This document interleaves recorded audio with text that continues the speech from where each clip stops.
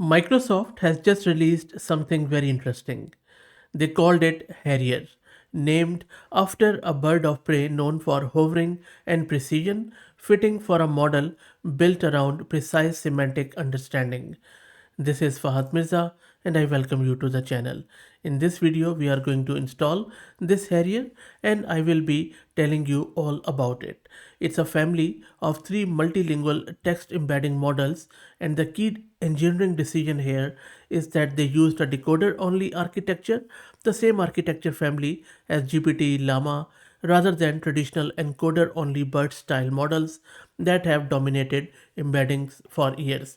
Not only we will install it and test it out, but more importantly, I'm also going to unpack the differences between these three models which they have released. Please also follow me on X if you're looking for AI updates without any fluff, and please also like the video and subscribe and consider becoming a member. Before I go more into the model, let's kick off the installation in parallel. So I'm going to use this Ubuntu system, and I have this GPU card NVIDIA RTX 6000 with 48 GB of VRAM. This is the link of 27 billion model which I am going to use. Let me quickly create a virtual environment with Conda.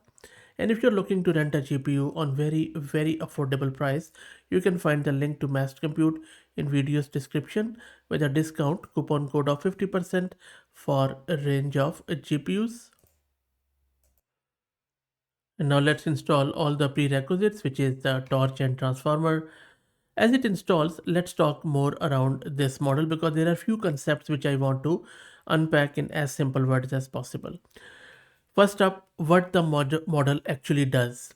So what it does is it takes any piece of text, which could be a sentence, a paragraph, a document, and compress it into a single dense vector of numbers or matrix of numbers. That vector captures the meaning of the text.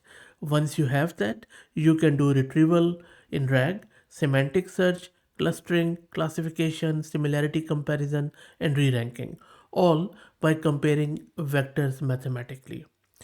Another thing which they have done is that they have shown a benchmark on MTab, and this model has performed very well. MTab stands for Massive Text Embedding Benchmark. It's the industry standard leaderboard for evaluating embedding models across dozens of tasks and languages. Microsoft is claiming SOTA, state of the art, by the way, there. Anyway, so next up we will do the comparison, but before that, let's check our installation. It is still happening. Let's wait for it to finish. And everything is now installed. As I mentioned earlier, there are three flavors of this model. There is a 27 billion one, there is a zero point 0.6 billion and 270 million. I'm a bit surprised at the smaller models, but we will talk about them later. They are a bit underwhelming. So I'm going to go with 27 billion. And for that, I'm just going to go here and let's download the model on our local system in the local directory. So the model size is just close to 40 gigs. So make sure that you have that much space on your system. And the model is now downloaded. Let's try it out. So this is a code to test out the model. All it is doing, it is encoding the queries with a task instruction. Encoding means it converts text into those vectors of numbers we talked about. And then it is comparing them, then computing the dot product similarity score between each query. These are the queries which will be run on this document, and then it is going to check out the similarity score between each query and each document to show you how semantically close they are. So let's run this in the terminal. And it is loading the weights at the moment. Let's check the VRAM consumption. So it is consuming quite a lot of VRAM. It's a 27 billion parameter model. So it is at, just consuming all of my GPU card at the moment. And the result has come back. And the model has come back with the response. And you can see that this is the result. Now let me actually walk you through what has happened here. And then we will check out the rest of the stuff. So these are the queries. This is a document and this is the result. The output, as you can see, is a matrix of 2 by 2. Query 1 was how much protein should a female eat? So, document 1, which is this as a general guideline, and document 2 definition of summit, right? So, document 1's score is 30.875, whereas document 2 score is 24.125. And similarly, we have scores in the second matrix for query 2, summit define, and then the scoring of document. Each query scored highest against its correct document.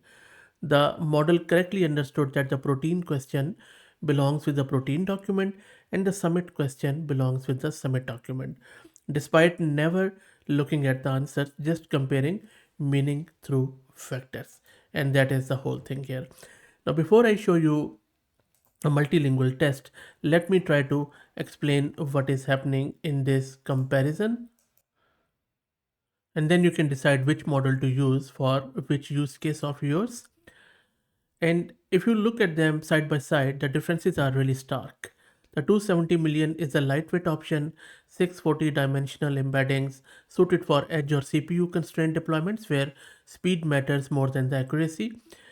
The 0.6 billion steps up to 1024 dimensions, a solid middle ground for production rack pipeline. But again, it will be on the underwhelming side, but you will balance the cost and quality. Then there is a 27 billion one, which we are testing right now. It's in completely different league. 5376 dimensional embeddings and a MTAB score of 74.3. It's a meaningful gap.